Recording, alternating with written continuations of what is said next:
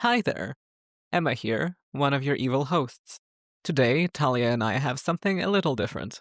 The first of our Spotlight episodes, in which we invite an author of a new feminist release to talk about their work. Today, we have Jude Doyle, with his newest book, DILF, Did I Leave Feminism, which will be out for sale by the time you hear this. Enjoy!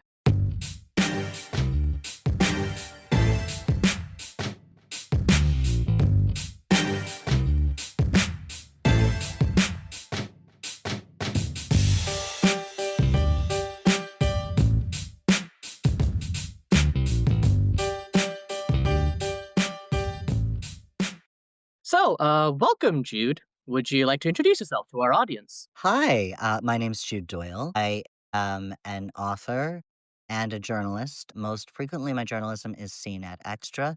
And I also have a new nonfiction book coming out called DILF, Did I Leave Feminism with Melville House in October 2025. Amazing, yeah. Would you also like to tell our audience a little bit about your book and what exactly inspired you to write a nonfiction work on trans feminism in 2025? Does the current political moment call for it or something?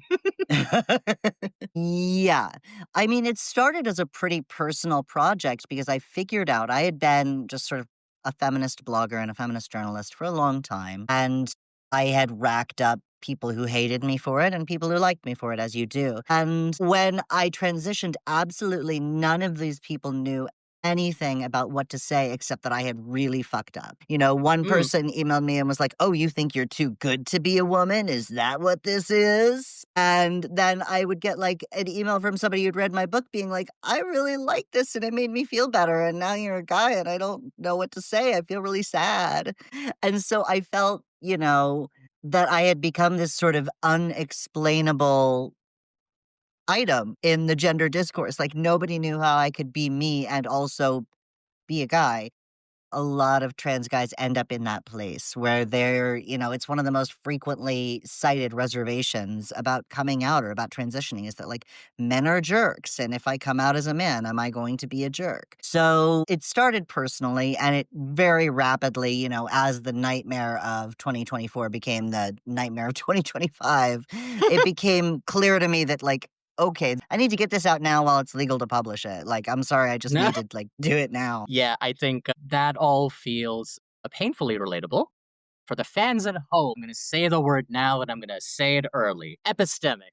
I've talked extensively about how transphobia and transmisogyny, but obviously like transphobia in general, and even feminism itself, if we're being really, really brutally honest, these are all questions at their root about epistemic injustice because we exist in this strange milieu where there's a lot of chatter about us, and it's very rare that we actually get to talk about ourselves, that we actually get to present our perspectives and our experiences of oppression in ways that like we can actually define and project rather than having them defined for us. So, in that vein, obviously, now that you're on a podcast episode with two radical feminists, we are clearly going to take you to task for your transition and hold you accountable. That's obviously why you're here. Yeah, that's why I'm here. It's the thing about the poorly disguised humiliation fetish. It's just I plan to go on Exactly. as many podcasts as possible where people can yell at me for transitioning in many I different mean, Beautiful. ways. Yeah. I mean, like, I'll be honest, I think if you publicly blog about feminism, you either have to develop a humiliation kink. Yeah, Or you already had one, yeah. No? Yeah. it's true. You'll meet some charmers. My God, yes. I am happy to answer your questions and apologize for being a transgender person. And either one. Absolutely. We'll start on that right away. All right. So with that, like, on that incredibly serious note, let's actually start talking about your book and about the sort of political environment that has engendered and influenced it. So I guess the first question we had was about what this book is responding to, right? About all these issues of like epistemic justice and epistemic injustice that trans people currently find ourselves at the center of, because time and time again in mainstream and even academic discourses, we see that for some reason or other, feminism and trans liberation, and in some cases even feminism and queer liberation, I think you, in fact, even had a newsletter post about this recently. But they're positioned antagonistically and as though they are fundamentally and destined to be at odds, which is obviously not a view that the two radical feminists on this podcast subscribe Yes. to. And neither does your book, which it takes a lot of pain to engage with the full history of like feminist evolution and revolution, stretching all the way back to the second wave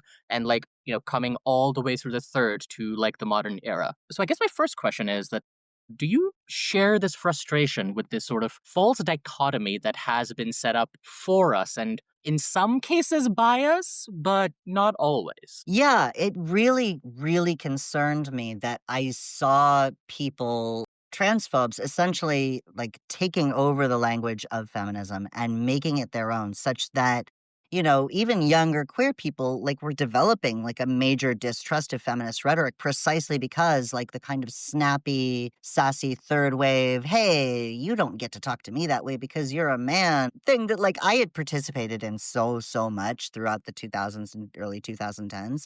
That's now like the way J.K. Rowling talks when she's telling you why you don't deserve healthcare. It's people have managed to co-opt the language of rage against the patriarchy and make it seem like its only proper object is rage against trans women and occasionally the desire to rescue trans men if you admit they exist. It scared me that a really huge archive of knowledge and learning and thinking about gender was being lost to us.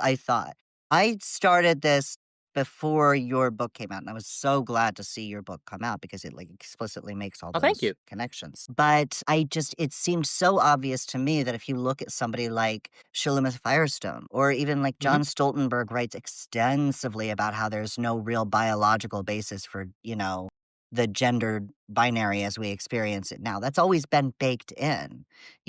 So why are we seeding it? Why are we losing it to people who want to do us harm? And it did, again, it felt like, for whatever reason, just because there aren't that many books about trans guys' relationships to feminism, it made sense to anchor myself in that. As someone who was once seen as, the purview of one party and potentially the enemy of another, and who's now moved over into being like somebody else's purview and somebody else's enemy. Like the mirrors are flipped, but the basic everyday discrimination I deal with, much of it is the same between those two experiences of being closeted and uncloseted. Yeah, there's this phrase that I have become fond of saying, paraphrasing or borrowing from someone else. Trans misogyny is the feminism of fools, more or less. Mm. There is something real to the fact, right? That there is a certain degree of like rage and a certain acknowledgement of patriarchal violence, of misogyny, of the male supremacy that society is organized around. It's being channeled in a very strange and particular way because ultimately, when you get down to it, organizing against the patriarchy that animates basically every institution, every important institution in our society, as the Rat Femmes argued. Well, that's difficult. But you know what's really easy? Going online and saying slurs at trans people. Yeah. Super easy. Cathartic. Yeah. Cathartic if you're a certain kind of person. I find that there is not that much value, I feel, in understanding the way you are disadvantaged in a society because it's a very narrow view, and what helps organizing and what helps consciousness is actually understanding how it maps onto other people. Because almost everyone has the cognition to like understand how they specifically are seen in the society that they live in and how they're exploited. But I feel like a lot of people mistake that for understanding oppression generally, and that's kind Yes. of a pitfall that would enable someone who, for instance, a cis woman, to be easily pipelined into basically acting on her own transmisogyny that's been socially instilled in her because it feels right. Yeah. And, she knows that she is preyed on by men, right? And she has this disgust towards trans women. And if she feels shit like that is enough to understand her place in the world, well, there is nothing to interrogate there, is there? Yeah. And this is where I always go back to Bell Hooks. She's a pretty major influence on this book and on my life.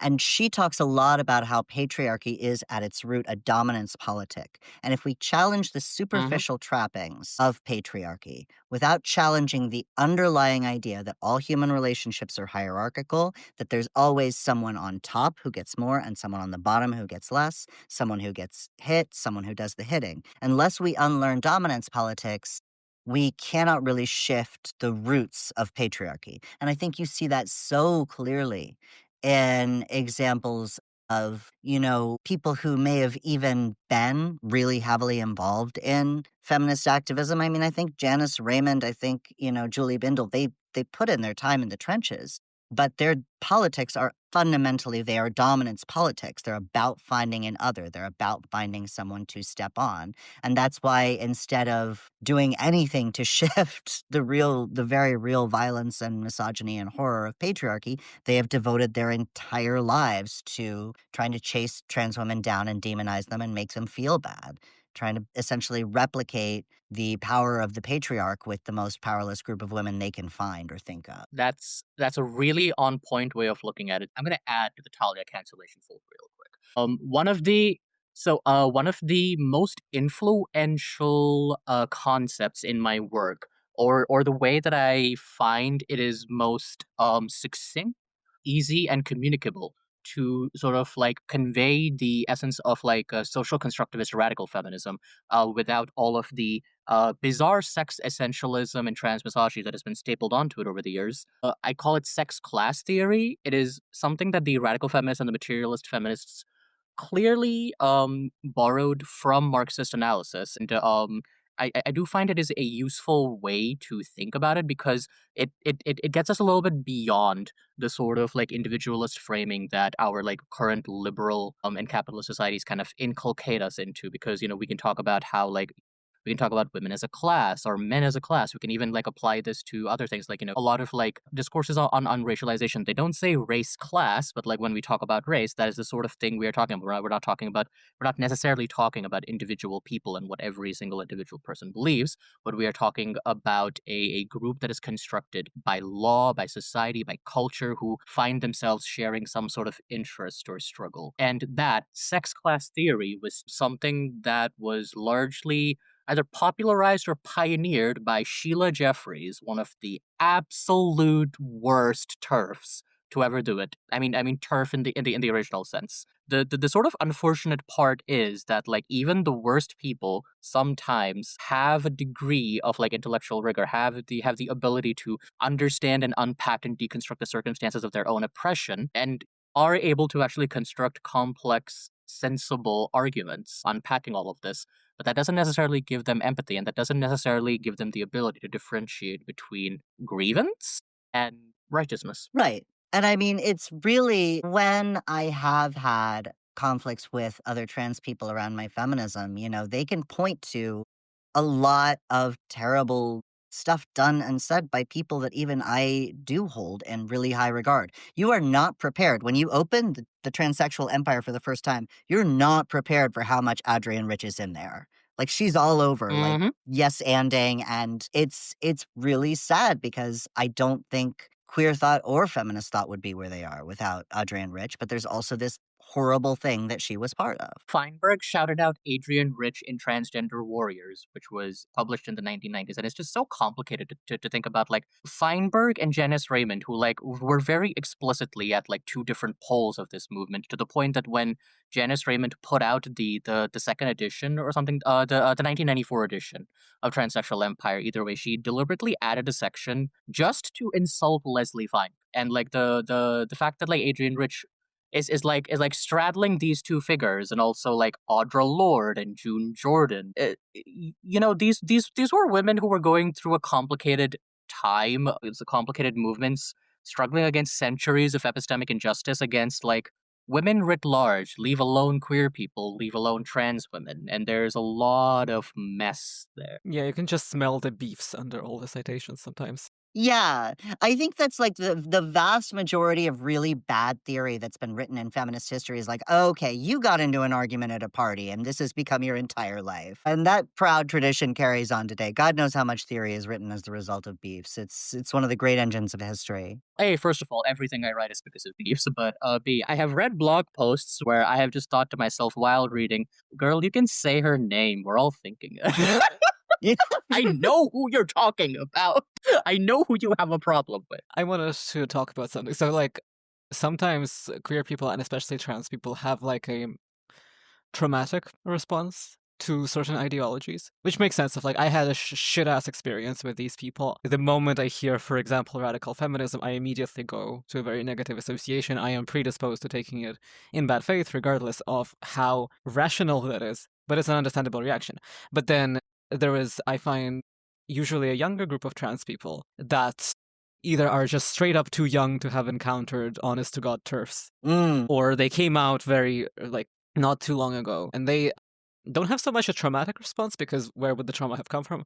But rather, I find that they have a kind of brain poison approach. Like, don't read this because, and they talk about it as if you do read it, it will entrance you like a snake charmer and you will believe all the bad things, kind of thing. I don't know, what's your opinion on that?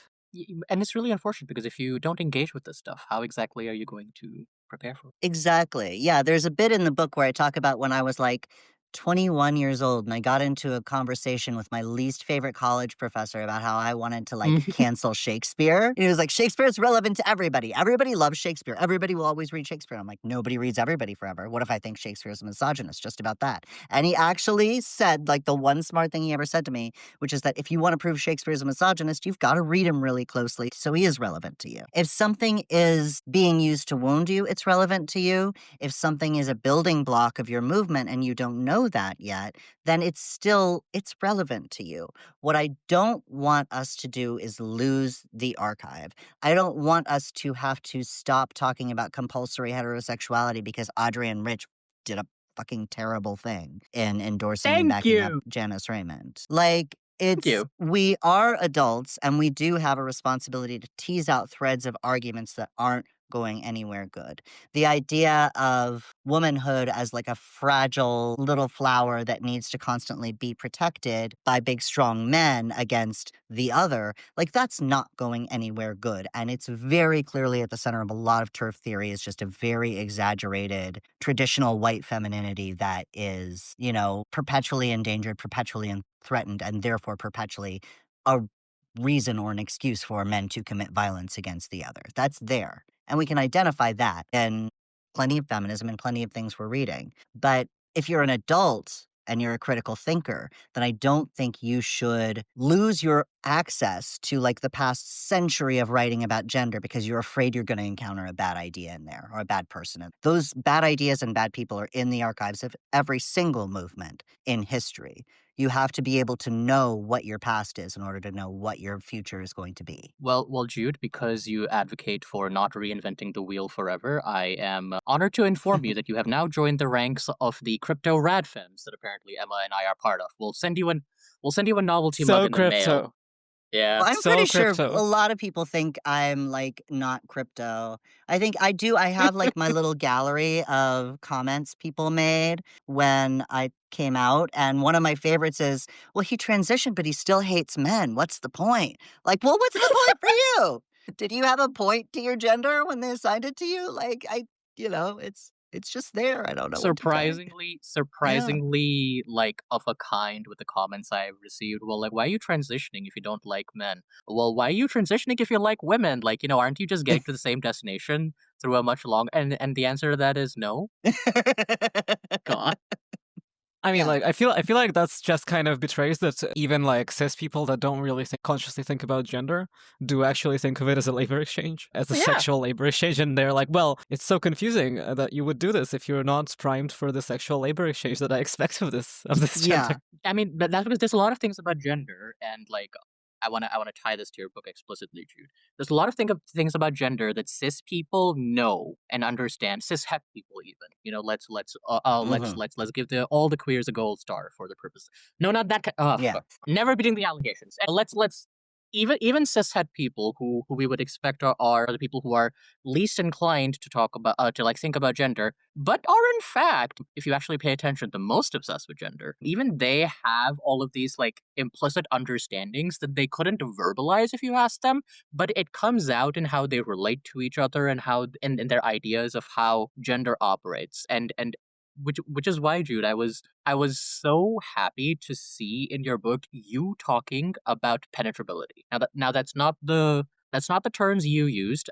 I believe you used like doer and doee, and Mm. penetrability is not a concept that I talked about in Transradfem. So it wasn't in my book.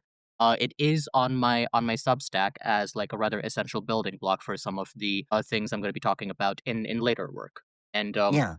as someone who I would say really like got to the heart of it, would you perhaps like to talk about penetrability and why exactly it's a relevant thing for us to keep in mind when we're talking about feminism and trans issues? Right. There is just sort of a metaphysical idea of what intercourse between a man and a woman is supposed to be. And it's something that somehow we keep replicating even in relationships that are not heterosexual, even though we know this is not how sex works, which is that there is someone who is active, who does, who wants, who takes, who Mhm. enjoys, and there is someone who is passive, who is done to, who is inferior, who is humiliated, who gives, you know?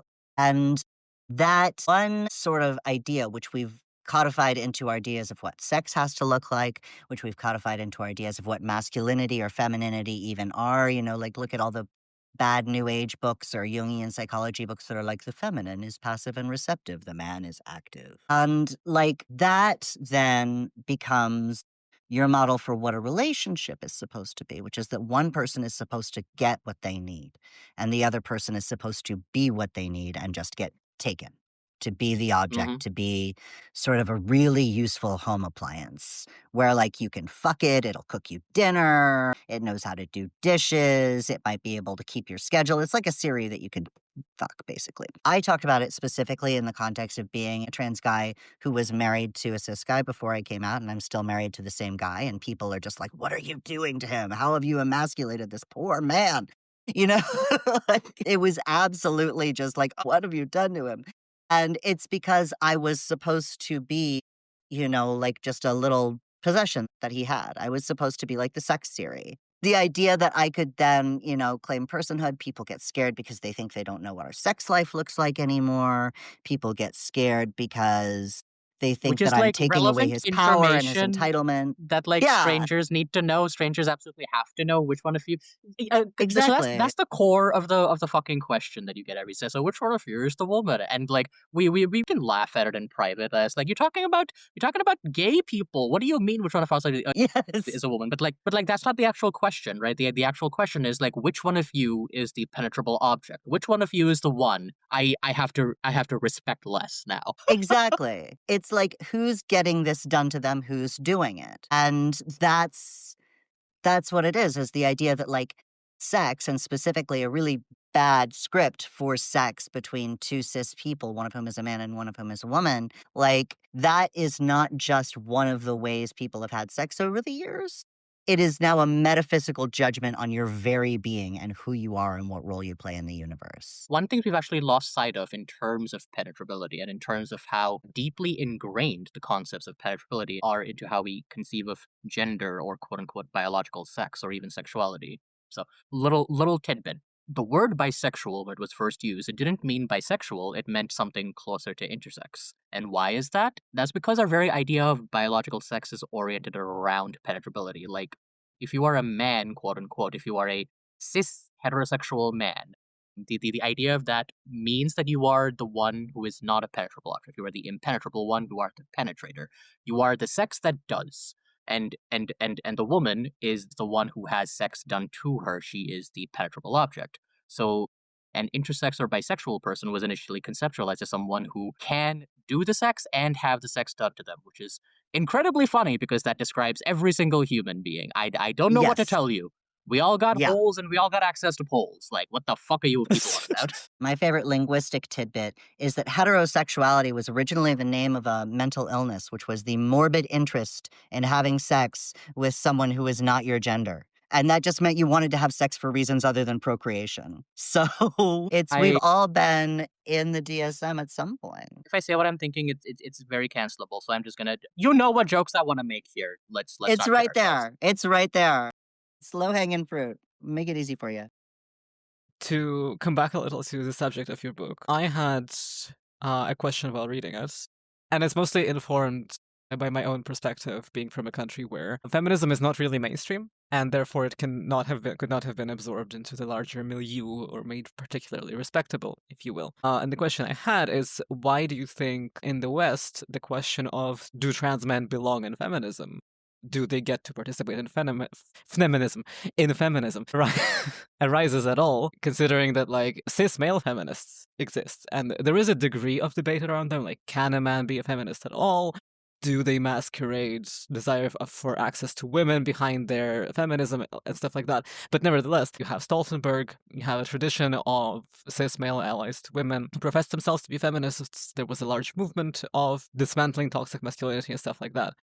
And we can talk about how that went, but basically it's not been that controversial to say that cis men can be feminists, right? But do trans men belong in feminism is a question that keeps arising. Why do you think that is? Right. I mean, I think first of all, there is that gut level myth that trans men fundamentally transition because they hate women. They hate women so much that they just can't stand the thought of being one.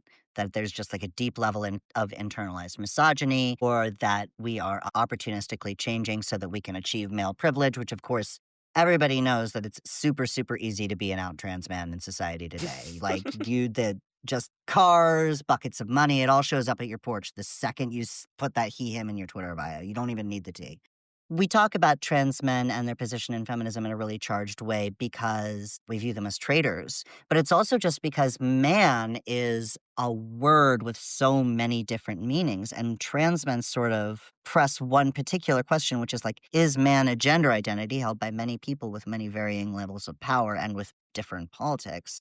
Or is man specifically the social category that engages in the domination of women in the service of the patriarchy, so that they can benefit from the patriarchy, so that they can get what Raywin Kano calls it the patriarchal dividend, right? You pay into patriarchy and it pays you back. That's, I think, why people get panicky, because it's hard to understand someone as a feminist subject without also thinking of them as a woman, and then that's misgendering. So you have to think of them as men, so you have to think of them as people with privilege, but oh no, they don't have that privilege, but does that make them women? You know, like it just goes around and around in a circle, and people get caught up in their own sort of self-devouring snake of logic, when in fact it's pretty simple that patriarchy imposes its categories on us whether or not we consent to that. And that doesn't necessarily, everybody in this world has had experiences of being taken for something they're not and treated as something they're not.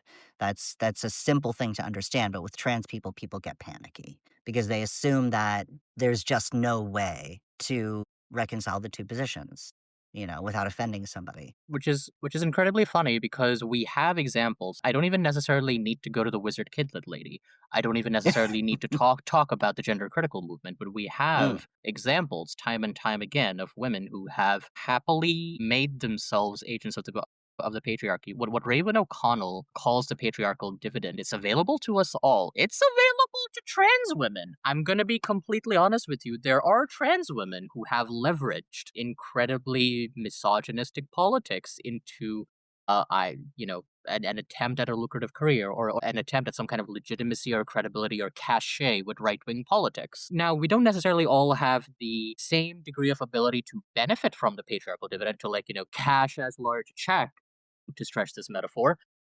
But we do live in a male supremacist and misogynistic society, which means that if you reify and if you participate in male supremacist and misogynistic logics, which anyone can do regardless of identity, you can avail of patriarchal dividends. And so to me, this entire question of like whether or not trans men belong just makes absolutely no sense to interrogate from like an identity perspective. Are there some cis women who belong in feminism? Like, to quote Catherine McKinnon in a paper that she specifically wrote in defense of trans women, like, if we're kicking people out of womanhood, I have a list.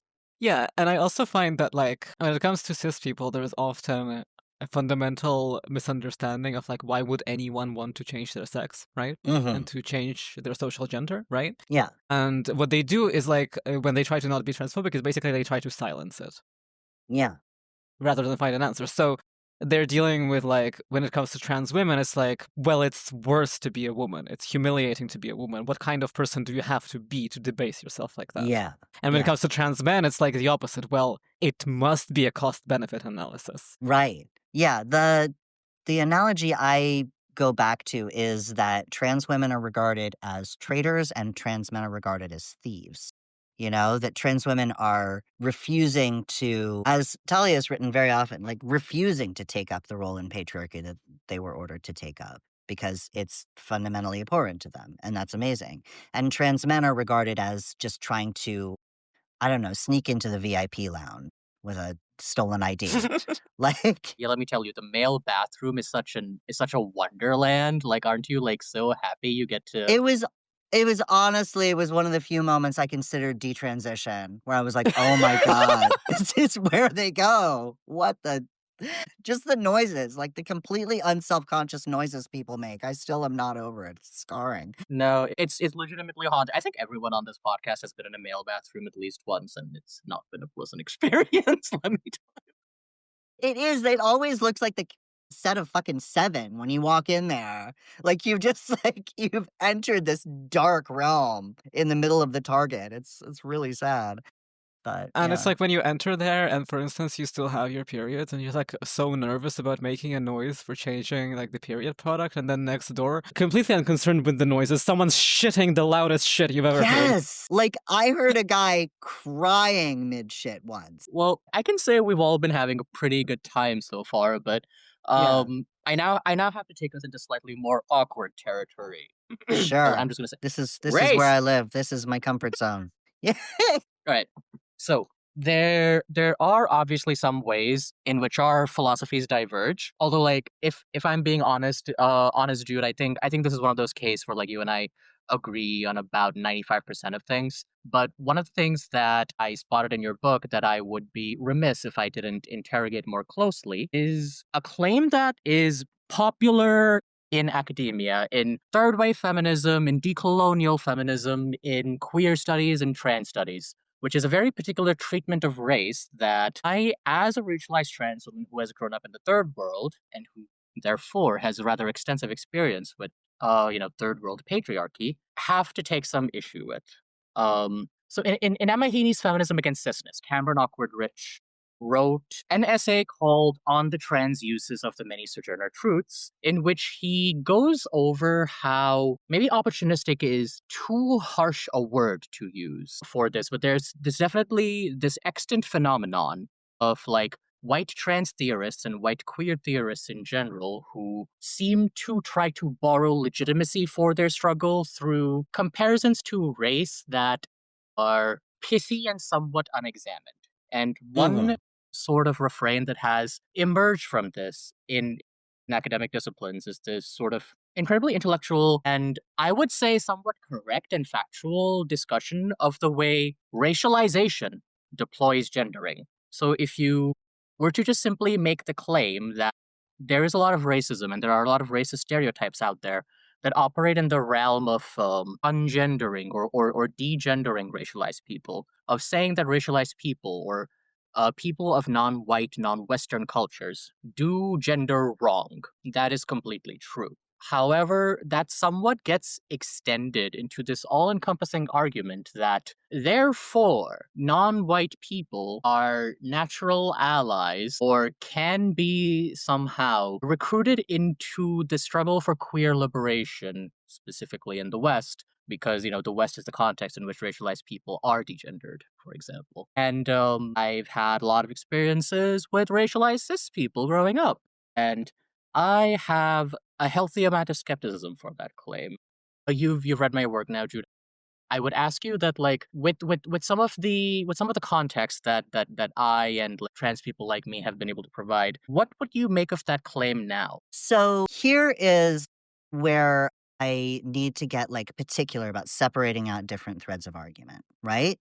The Yes. idea that because, in white supremacy, gender is very racialized and our ideas of proper femininity and proper masculinity have a lot to do with whiteness and everybody else is sort of punished along gendered lines. That, I think, is true and is useful. Does that mean that everybody is going to immediately understand that our true enemy is the patriarchy and bond together and not experience any more, sexism or misogyny or queerphobia or whatever?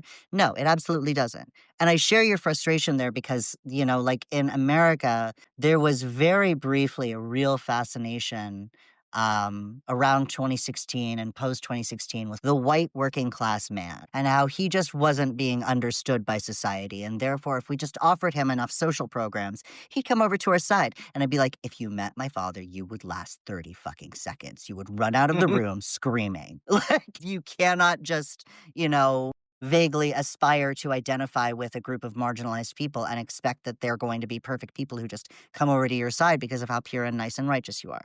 That's absolutely true. One of the reasons I did want to write about specifically how colonialism and the enforced white supremacist patriarchy that we see in America particularly is pretty easily unhinged if you look at your history, is that there are these sort of two myths. Okay.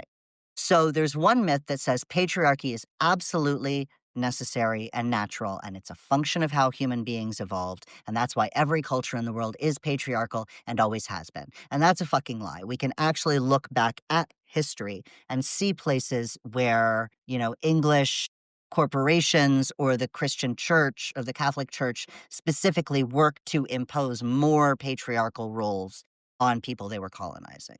We can look at that history and it's documented and it's there.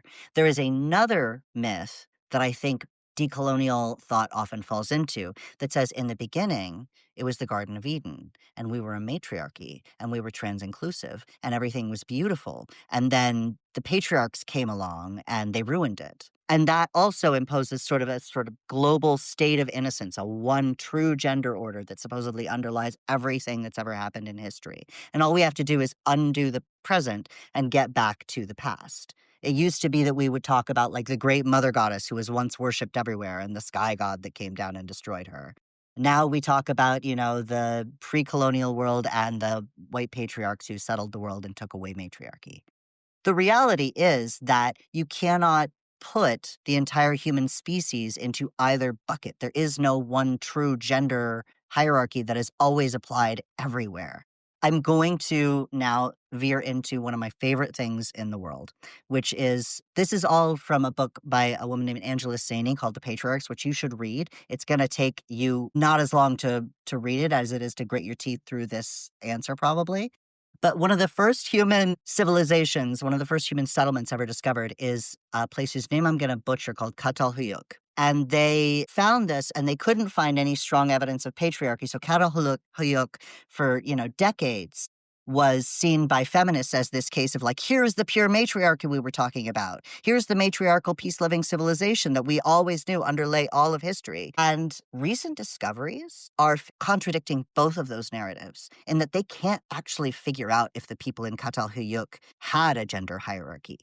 If men were eating more than women, if men were in a position of patriarchal power over women, you would expect them to be better fed, better nourished. But everybody in Catalhuyuk seemingly ate about the same. If people did different kinds of labor based on, what gender they were, you would expect there to be different wear patterns on the bones. The wear patterns on the bones are about the same. Let's look at those beautiful fertility goddesses that are on every fucking Starhawk Wicca second wave matriarchal book. Well, it turns out that sometimes they show people with both breasts and penises, and sometimes they show people with no breasts and penises, and sometimes, it seems like there's an array of bodies here that are being represented. We don't actually know how people did gender in the earliest settlements. What we do know is that it didn't look like fucking 2025, And moreover, if you want to take a more futurist Shulamith Firestone sci-fi tack to it, it doesn't matter if we evolved to be patriarchal because we also evolved to cook our food and use indoor toilet like the men's room. Dear God, we don't have to be hooked to biology as the sole determinant of our behavior forever. So what I think I am saying is that you, Talia, have written really beautifully about how people look at communities like the Hijra and they project their own orientalized, mystified, exoticized idea of what a third gender might be onto them. And it's limiting and controlling and very often rests on contradicting those women's lived experiences and what they say about who they are. That, I agree, is a form of violence. I'm not calling for us to go to either of the two big myths. Patriarchy was always there, or patriarchy is the original sin that caused humanity to fall. What I am asking us to do is to acknowledge that gender is really fucking complicated and it has evolved in different places at different times. And there's no one right way of doing gender everywhere. So why do we cling to our particular 21st century patriarchy as an ordinary, normal, natural, inevitable factor? So, I'm gonna say now possibly the nicest thing that I will ever say about this general school of thought. I think it's a very good idea to examine how gender relations have been different in different societies and how they have transformed over time. I think it shows us that like gender is malleable, it is a social construct, it is something constructed through consensus. It is not eternal, it is not inevitable, it is not quote unquote natural. One thing I will say though in response to that is that like you talked about Catalhoyuk, so I'm just very quickly going to touch upon the Hydra again, or rather, I'm going to touch upon my scholarly opinion of people who study the Hydra, who I really want to actually do an anthropological study on someday if I get the chance. But they use words like reverence and veneration a lot. They frequently refer to Hindu scripture and art, and the epics like the Ramayana, in which third genders and such are mentioned, and they draw a lot from spirituality and what cis people say about the Hydra. So they'll say that the Hydra have spiritual relevance and they have specific gender functions and they are a recognized third gender in society, and then they will ignore the reality of the fact that Hydra communities are forced to languish at the margins of society, are locked out of the economy, and can only subsist via begging or sex work, which they're also not allowed to do, but end up having to resort to. And the sort of like picture perfect rosy impression that we can sometimes get from the historical record or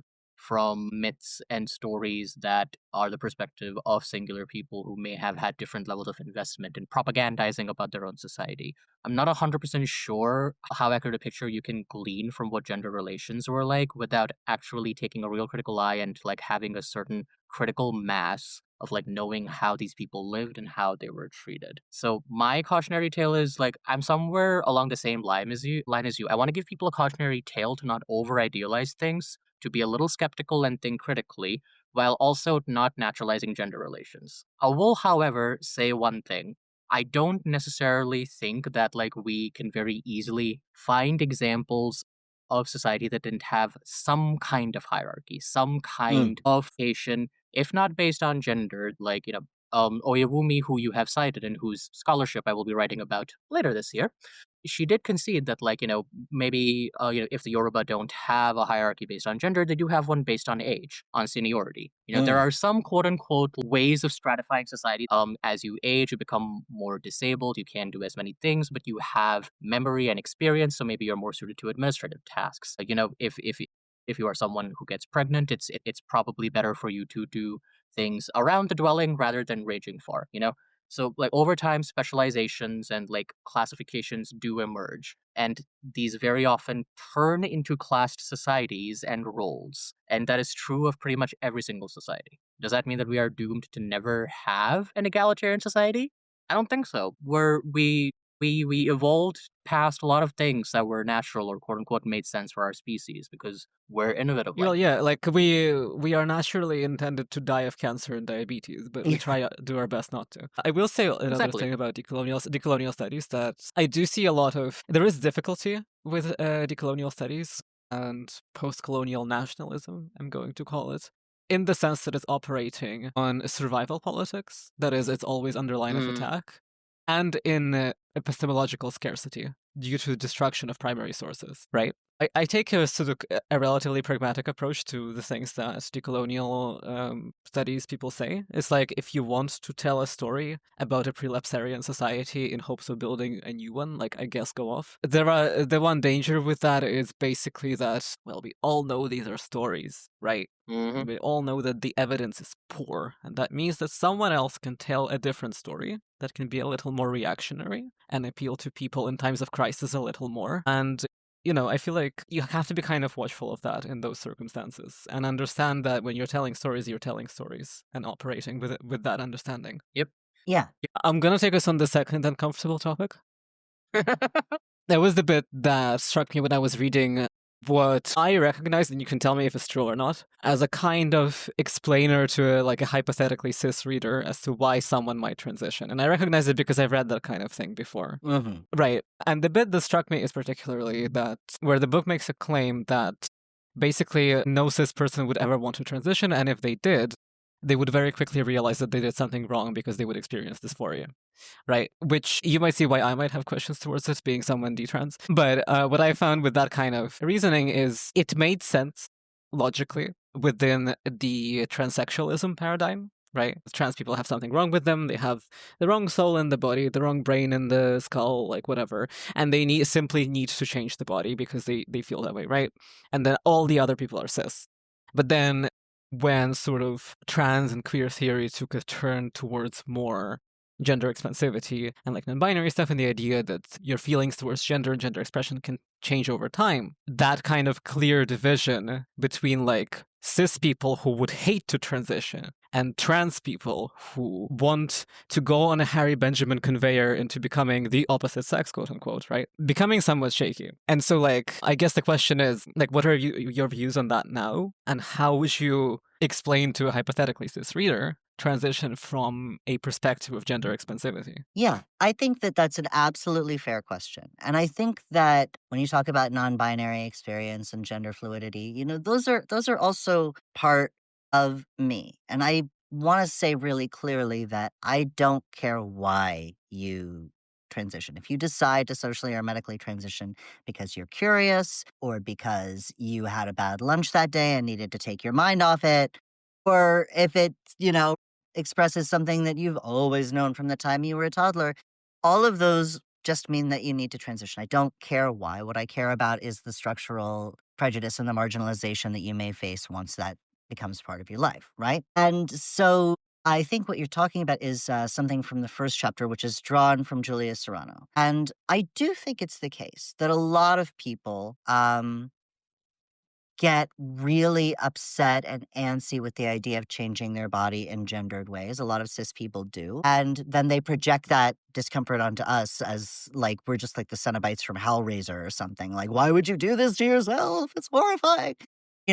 But so if without seeking to impose one narrative and one very medicalized narrative on every single trans person who's ever existed ever, I would say that someone who transitions and detransitions. There's a lengthy interview with Kai Shevers later in the book, and she's a detransitioner who got sucked into really politicized, horrible, turfy detrans communities and is now sort of trying to work as a hate researcher and also build a detrans community that's like about being horrible to trans people. I consider that experience to take place under the trans umbrella because it's always been part of trans experiences. Stone Butch fucking Blues has someone who goes on testosterone and then stops. Yeah, people get really awkward when you say that, like, oh, Jess is a detrans lesbian, even though it's factually correct. It is factually what happens in the book. Yes. It is very strange sometimes to have Stone Bush Blues presented as a book that represents trans men, because while I'm sure that some things would be resonant, if to a trans man the idea that manhood is a prison in which you slowly suffocate every day resonates to you, I don't say this lightly, but consider the transition. Yes. Yeah. And I mean, I feel a lot of kinship with Jess in that book just because of the idea that, like, if I make these changes to my body that I want, because Jess enjoys having top surgery, right? Like, that's a big win. It's the facial hair and the, like, passing as a cis man day to day that just, like, isn't doing it. But, the idea that by making myself legible in one way, I then wipe out my past or my identity in another way, I think is a really common non-binary quandary that they find themselves in. But Jess is also a detrans lesbian. Like, that's the book. I will say that like a lot of detrans people who are not in the transphobic pipeline would classify themselves as non-binary. Yeah. It's just kind of true. There is, you could say, kind of two schools of thought. I was like, one is like, well, I've been on these sides of gender and like I see that it's, I may identify as a woman now, but like I see that it's all like bullshit anyway, and like I can't in good conscience say that I'm like a binary person, right? Because it doesn't make sense to me. And then the other thing is like, well, I transitioned as a trans man and then I completely transitioned and live as a woman, but I'm not detrans because I'm still non-binary. Yeah. And I think, again, this is just a case of like letting the enemy take territory that is not theirs to take, Yeah, like absolutely. people have always transitioned and reconsidered their transition. I changed my pronouns 8 fucking times the first year I came out. I couldn't figure out what the hell I was doing.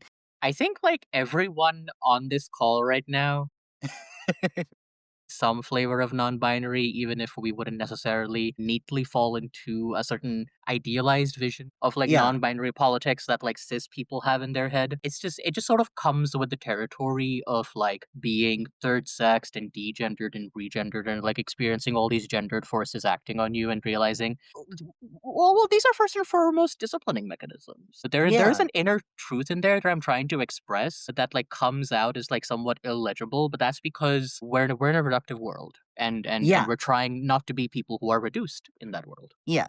Like, I mean, I think this is a really basic point to make on a call with other trans and queer people, but the true transsexual narrative was explicitly concocted by cis people to make sure we didn't get to transition and make sure we were invisible and unable to organize once we did transition. That model, even though it may line up really neatly with some people's experiences, is not transness. And anyone, I think, who is violating the patriarchal commandment that says you have one gender, belongs to you from the day you are born. It is determined by your anatomy and it determines your role in a social power structure. Like anyone who exists outside of that is facing some degree of transphobia, transmisogyny, is facing some of the same structural marginalization, is facing, in many cases, some of the same medical needs.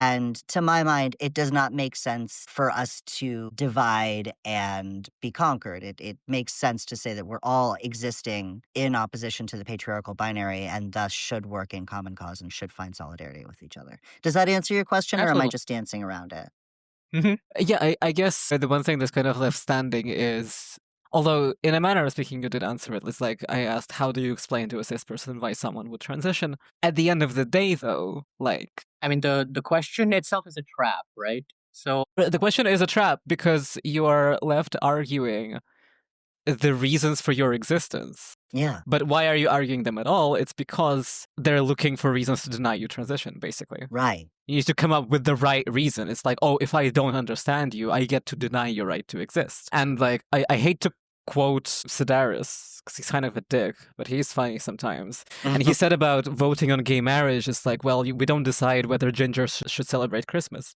Mhm. So why do we get to decide whether gay people marry or whether trans people transition? Yeah, yeah, yeah, there's this exactly. it's kind of a trap, right? So we're all probably familiar with it in some way, manner, or form in some social media arena or other.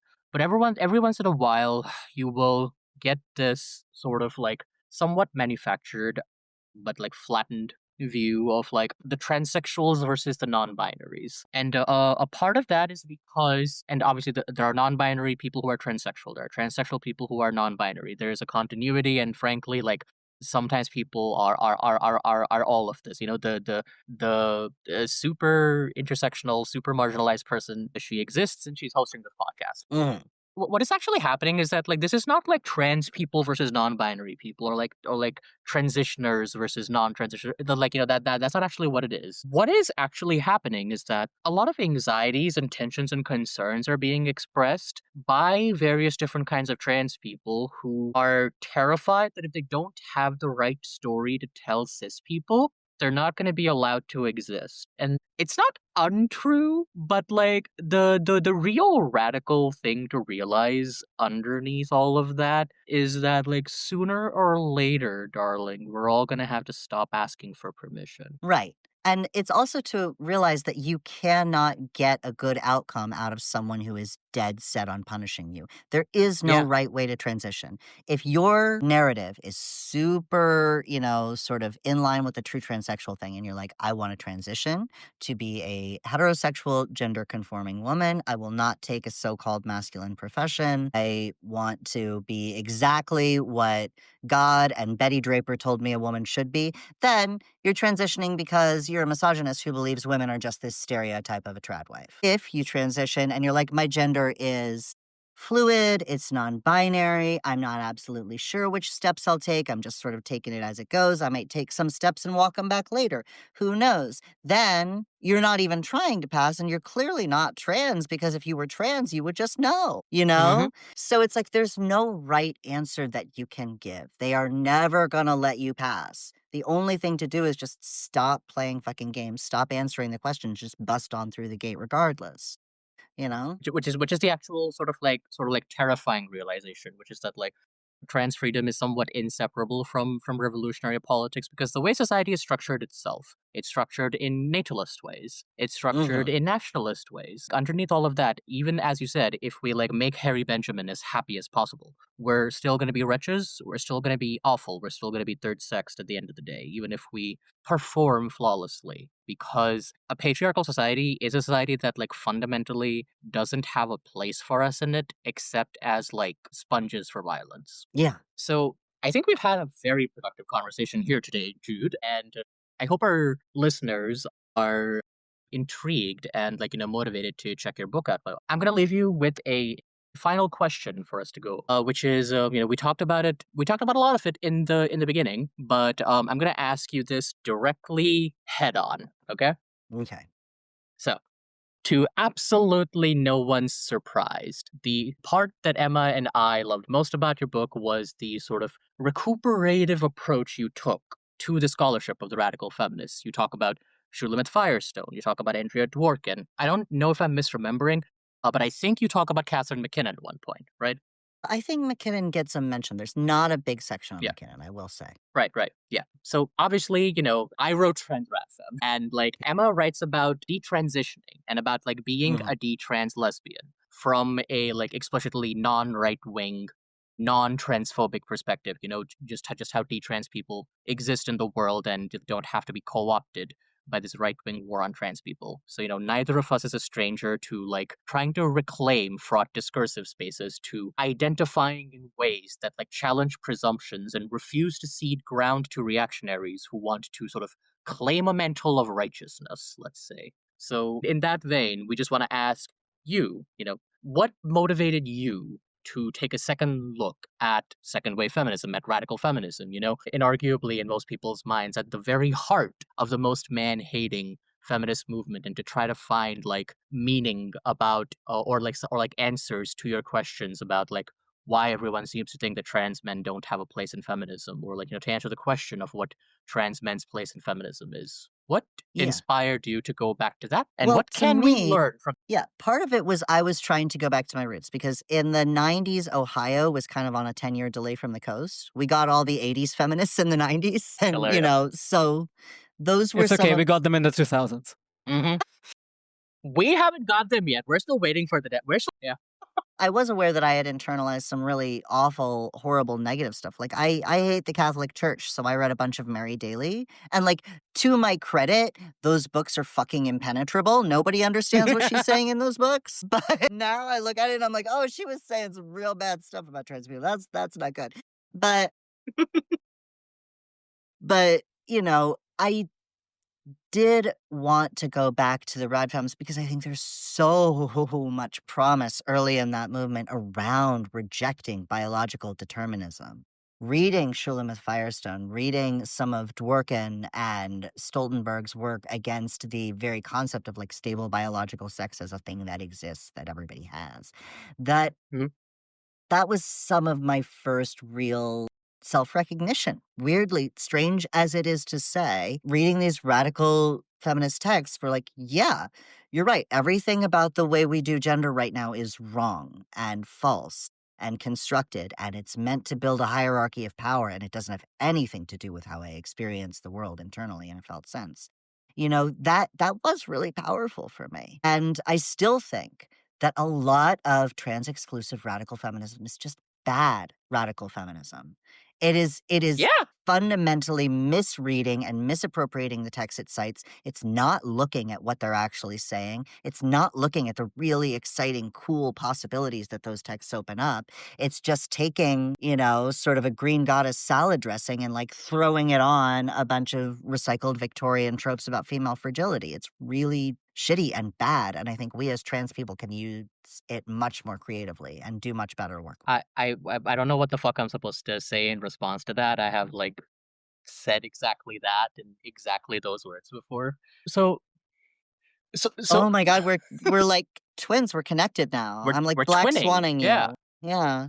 So okay. So the thing that I'm actually going to say instead, which is like maybe the most like annoyingly cis male thing I have ever said in my life. Okay. Except for the second- time that you insisted that you're a super straight man at a GSA meeting or whatever it was. Shut the fuck up. I'm not telling that story. I might tell that story in Patreon someday. Whatever.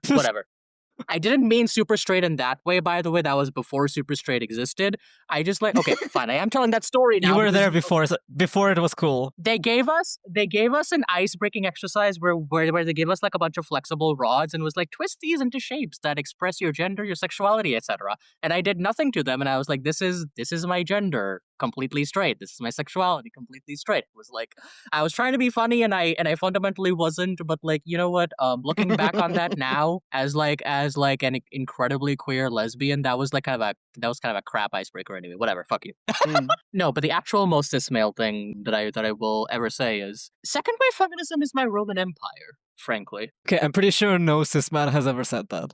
True, but like not even just in the sense that like I think about it I don't think about it once every day. Are you kidding me? This is my life's work. But in the sense that like I am obsessed with its figures, with its history, and its fall first and foremost, right? You know, like I tell people not to idealize, you know, a prelapsarian past, and like I'm very careful to try and not to do it myself. But there is this like one shining moment, right, where like Adrian Rich and Monique Wittig and Andrea Dworkin, and Christine Delphi and all these people, like, they were pushing all these radical ideas. Monique Wittig almost stumbled upon, you know, this like really deep critique of how queerness is of how all queer people are just fundamentally third sexed because gender is wrapped up in how you perform heterosexuality, and like all these other radical feminists who were talking about how misogyny and male supremacy are encoded into like every aspect of life, into our culture, our institutions, and they were making all these bold strides, and then they all tripped and fell on their face because, as it turns out, trying to push back against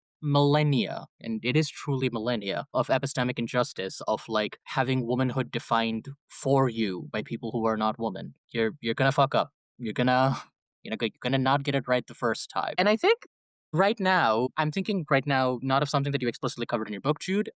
I mean, I think you touch upon it, but like I am going back again to your latest newsletter post on this big dichotomy between the lesbian feminists and the queer community in what we call the sex wars.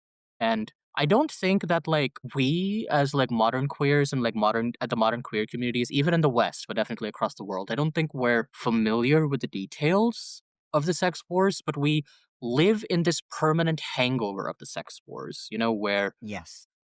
feminism is treated with suspicion, and like I as a woman who declares myself a lesbian and someone who isn't attracted to or date men, I find a lot of like suspicion directed at me for claiming that identity, as though like lesbian is synonymous with TERF or is synonymous with like reactionary, and I don't think people even realize why they're doing this, or like where they get these impressions from. I mean, misogyny is a thing everywhere, but also like this idea that there is this like incredibly insurmountable barrier between the feminist struggle and the queer struggle. I know where it came from, and it's really unfortunate because it didn't have to go that way, and I don't think we need to continue it together. In fact, I'm just gonna say it. I'm gonna go ahead and say it. I think the cis man is a feminist subject. The cis gay man, 100%. You know, I think like if you look at the cis queer man and try to analyze his place under patriarchy without having an understanding of misogyny and feminism, you are not going to be able to arrive at a satisfying theory of liberation or of his oppression. But I do think that the cis man is a feminist subject, because so much of what misogyny is, so much of what male supremacy is in cordoning out this like very specific place, this very very narrow idea of what the cis man is supposed to be, and of punishing him for stepping outside its lines at all, which pop feminism euphemizes and summarizes as, oh, men aren't allowed to cry. Fuck that. Men are allowed to cry. Fucking male Supreme Court justices have cried in order to dismiss sexual assault allegations. Shut the fuck up. Male tears are powerful sometimes.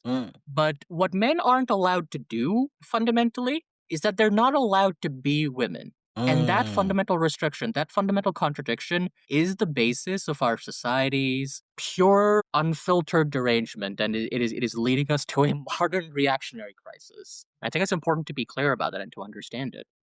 We're all feminist subjects. Yeah, absolutely. No, I think that's really true. And I think that when it comes to the division between feminist and queer, it really does, it pains me because like you say, this is again where like bell hooks and feminism is for everybody was like, we should have TV shows teaching people about feminism. We should be going door to door. We should be fucking Mormons if we have to.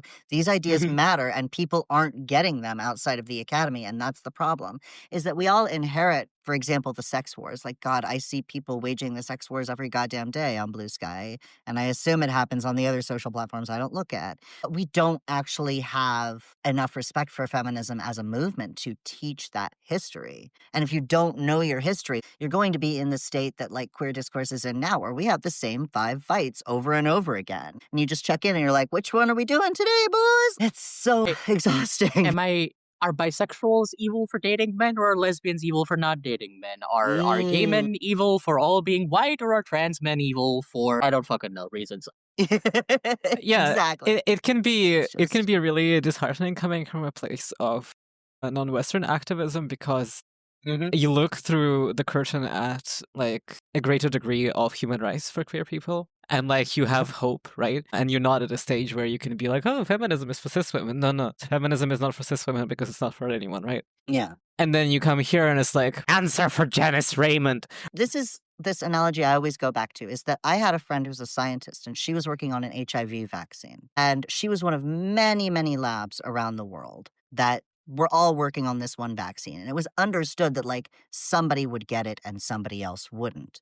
But the mere Yeah. fact of so many people trying at once meant that they could exclude answers and exclude answers. And now they think they've got it. Now they think because COVID is such a similar virus to HIV, if you can vaccinate for one, you can pretty much vaccinate for the other. And we're really, really close to having that on the market. Imagine if you didn't have that community of scientists and you didn't have, interdisciplinary exchange and you just had a bunch of people sitting down typing, this is what I think about, like over and over and over. You never get closer to the answer and people keep dying. And that's the state that we're at, I think, in terms of the connection between queerness and feminism, transness and feminism. We keep losing the history of our movements, being careless with it, not thinking about how they connect, not looking at all the little, joints holding the thing together.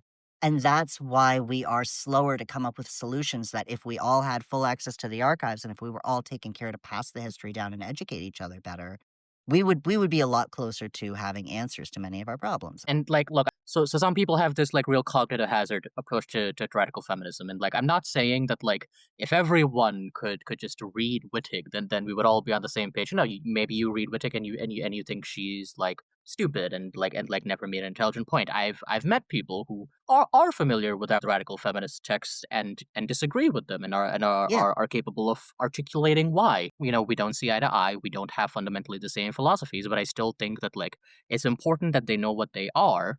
That they actually understood what radical feminism was before coming to a decision on it. And I think that like whether or not you end up agreeing with 1% of what Sheila Jeffreys wrote, or whether you think that like the entire thing should be chucked in the bin, it's still important to engage with it.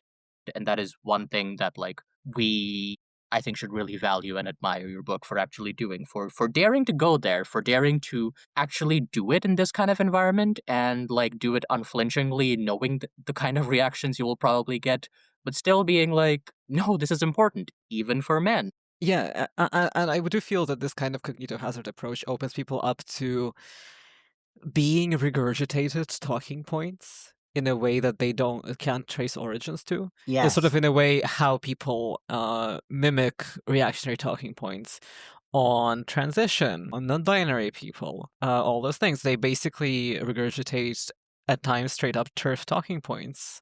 Without realizing it. Yeah. Not realizing it. People will like say stuff like, it's dangerous to take testosterone and it's dangerous to do it yourself because testosterone is illegal. not realizing that this is factually what they're saying. They're implying that they could be arrested for taking testosterone is factually incorrect. It's not just like a subjective interpretation kind of thing, but like it's objectively false. Possession of testosterone is not illegal even if you don't have a prescription for it. In the majority, any of the countries that I know the laws about it in. But they just repeat it because it feels right, and because they don't know where this idea comes from. They don't have any defenses for it. And in the same vein, a lot of queer people would say that gender is a construct. They will say it in the same breath as they would deride radical feminists, not realizing that this idea is the core of radical feminism. The worst example of this that I found that concerns all of us and is a little scary, people will call a trans woman a TERF in one breath, and then in the next breath say that like only people with wombs experience misogyny, and not realize the contradiction.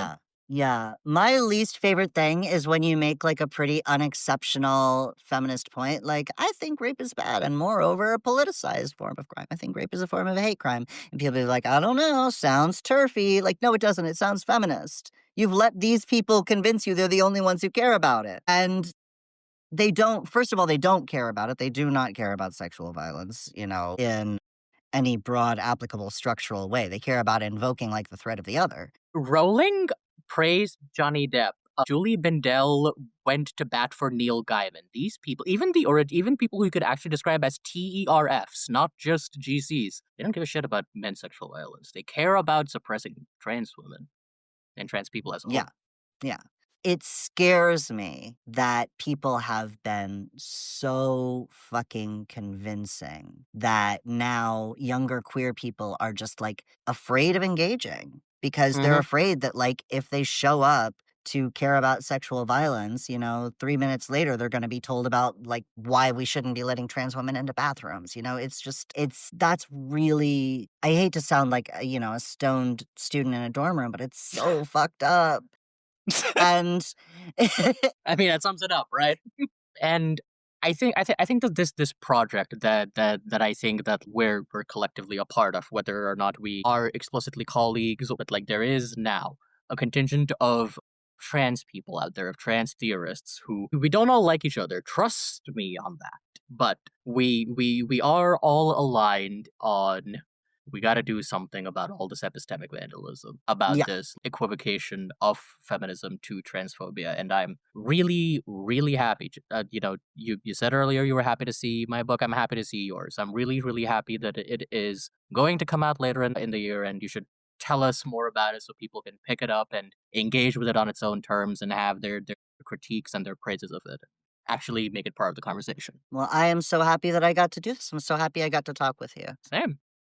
Yeah, likewise. So its name, which I committed to as a joke and didn't realize I would have to say 1,000 times, is DILF, I Leave Feminism, and it's coming out on October 14th from Melville House.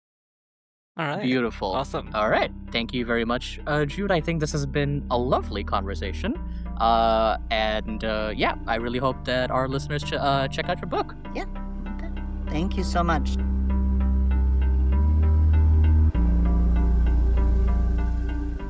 Cracked Ivory is supported by Patreon. Join us at patreon.com/crackedivorypod to receive early access to our episodes, as well as full Patreon exclusive episodes and behind-the-scenes content. Follow Talia Bad at taliabad.com and Emma Zaharuk at dolphindiaries.card.co for their solo feminist projects. Cracked Ivory is edited by Emma Zaharuk and produced by Talia Bad and Emma Zaharuk. All music is by Kevin MacLeod. Special thanks to Lava Monster and White Mirror, our current cum laude patrons. Thanks for listening.